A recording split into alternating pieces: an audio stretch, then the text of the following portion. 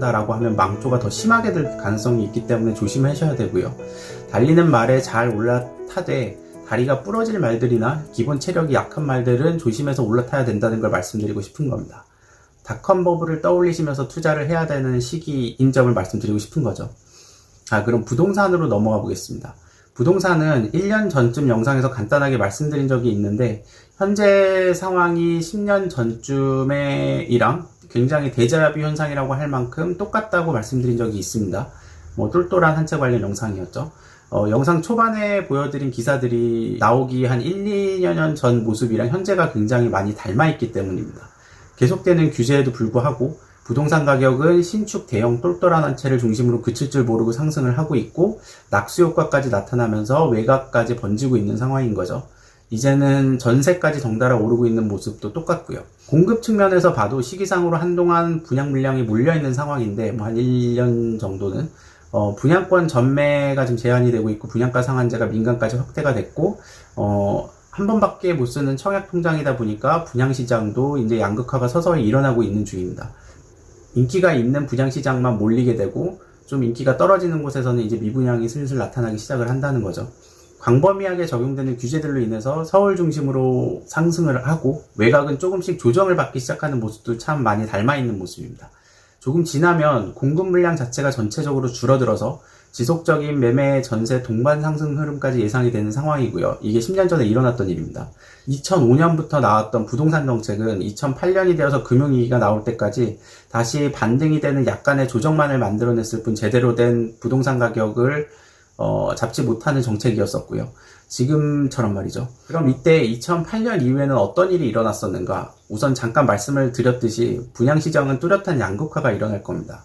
어차피 안 될 것 같다고 1급지가 아닌 곳에 대형 그리고 신축이 유행한다는 말에 덥석 들어가면 안 된다는 얘기입니다. 그리고 시간이 지나면서 외곽 지역에 대한 관심이 줄어들게 됩니다. 낙수 효과가 두어 번 돈 상황에서 외곽으로까지 흐름이 이제는 더 이상 쉽게 일어나지 않을 거라는 거죠. 외곽을 팔고 더 안쪽으로 더 직주근접 역세권으로 사람들이 붙으려고 할 겁니다. 장기적으로는 인구가 감소하고 노령화가 진행된다라는 이런 추세가 이러한 흐름의 또 중요한 요인이 될 거고요. 이걸 보면 서울 외곽의 대형 신축은 굉장히 조심하셔야 된다라는 걸 알 수 있을 겁니다.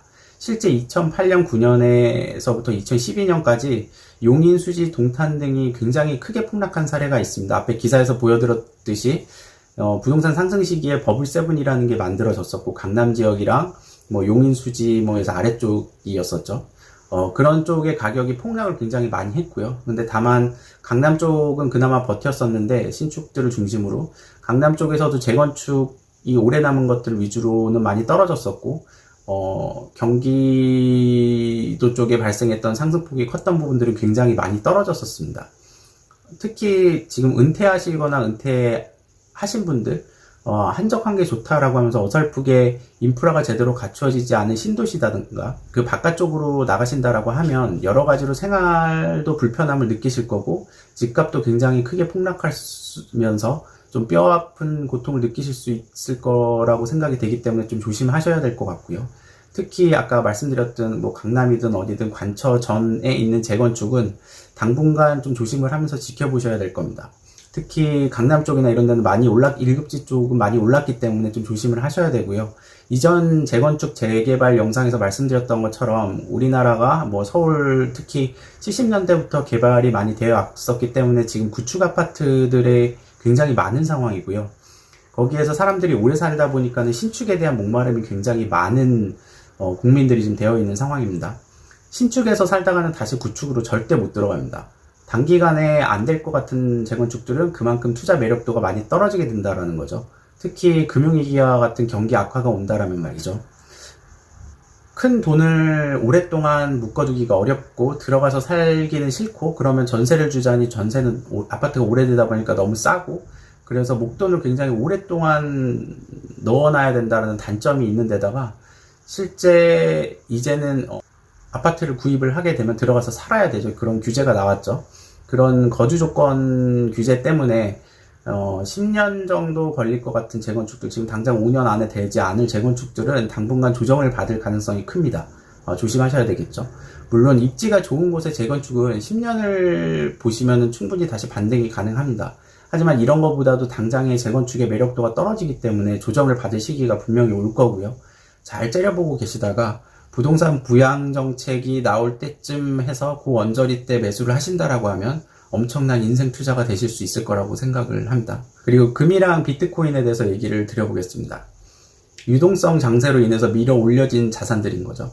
금리가 오르는 추세가 계속되거나 금융위기가 오는 장이 된다라고 하면 유동성 장세 대체제로서의 매력을 잃게 돼서 변동성이 커지는 자산시장이 될 겁니다.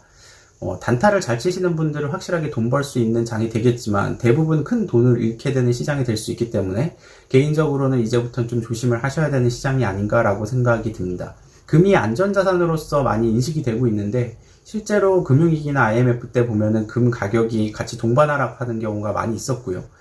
예전에 그런 흐름을 본다라고 하면 변동성이 굉장히 큰 자산시장이기 때문에 조심하셔야 되는 게 좋을 것 같고, 다만 4분기나 올해 연말 정도까지는 현재에서 보합이나 미미한 상승 추세는 계속 이어갈 걸로 보여지기는 합니다. 지금까지 조심해야 될 자산시장에 대해서 말씀을 드렸습니다. 이것만 지키고 말씀드린 곳에만 투자를 하지 않으셔도 웬만큼은 성공적인 투자를 할 수 있을 거라고 생각을 하고요. 워렌 버핏이 말했었죠. 많이 버는 것보다 잃지 않는 투자가 중요하다라고 말이죠. 잃지 않고 크게 버시는 투자가 되시길 바라면서 오늘 영상은 여기에서 마치도록 하겠습니다. 지금까지 시청해주셔서 감사합니다. 부자되는 맥스TV의 맥스테디였습니다. 감사합니다.